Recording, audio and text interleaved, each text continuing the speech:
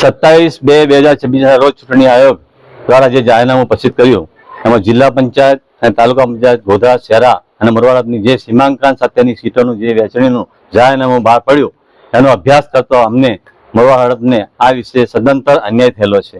વિગતે વાત કરવા જોઈએ તો પંચમહાલ જિલ્લાની અંદર જે 27% અનામત અમારી બક્ષીપરની સીટો મળવા પાત્ર છે એમાં માત્ર 8 સીટો બક્ષીપરની ફાળી છે, 2 સીટો હજુ એમાં ઓછી પડે છે. ત્યારે ગોધરાની અંદર 27% મુજબ પૂરેપૂરી સીટો ગોધરાને મળેલી છે. શહેરાના પણ 27% મુજબ પૂરેપૂરી સીટો મળેલી છે, જે જાહેરનામાની અંદર સૌ કોઈ જોઈ શકે છે.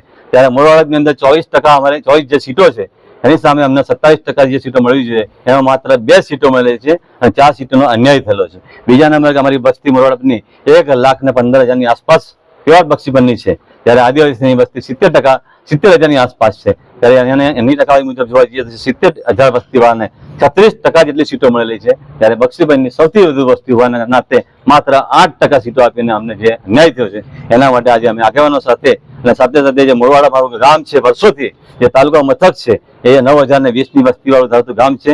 સરકારશ્રીના જાહેરનામા મુજબ એ ગામમાંથી એક સીટ અલગ કરવી જોઈએ, અમે ના નથી પાડતા, પરંતુ આખા ગામની એક સીટ રાખવી જોઈએ અને બીજા ગામનો જે ઘટતી વસ્તી હોય એના બીજા ગામમાં ઉમેરવા જોઈએ. ખરેખર આ મોરવાડાને 2 ભાગમાં વહેંચીને એક બાજુ 3 ગામ એડ કર્યા છે અને એક બાજુ 2 ગામ એડ કર્યા છે. એમ કે મોરવાડાને ટોટલ 9 થી 10 કિલોમીટરના એરિયાની અંદર વહેંચી નાખ્યો છે અને મોરવાડાના વિકાસ આવનાર સમયમાં વૃદ્ધાય એ માટેનું શું નહીં સરકારશ્રીએ કર્યું હોય કે સરકારશ્રીના અધિકારીઓ કર્યું હોય આ કાવતરું, એને તાત્કાલિક ધોરણે સરકાર વિચારે અને યોગ્ય આપણને ન્યાય આપે એના માટે અમે આવેદનપત્ર આપવા માટે આવ્યા છે.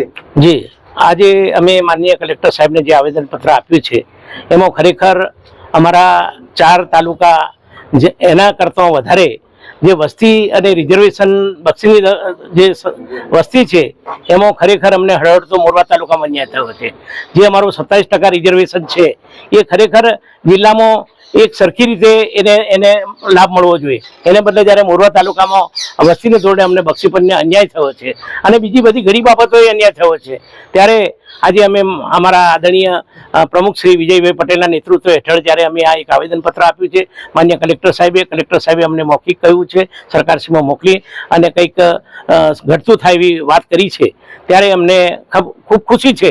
પણ જ્યારે કે ન્યાય ન મળે તો અમે ભારતીય જનતા પાર્ટીના અમારા ચૂંટાયેલા આગેવાનો અને અમારા પ્રદેશના અમારા પ્રમુખશ્રી અને મળીને પણ આ બાબતે અમે ચોક્કસ ઘટતું કરવા માટે અમે ખૂબ પ્રયત્ન કરીશું અને ન્યાય મેળવીને અમે જંપીશું એવું આજની તારીખે હું આપને પત્રકારો મિત્રોને પણ મારી વાત કરું છું. જય હિન્દ, જય ભારત.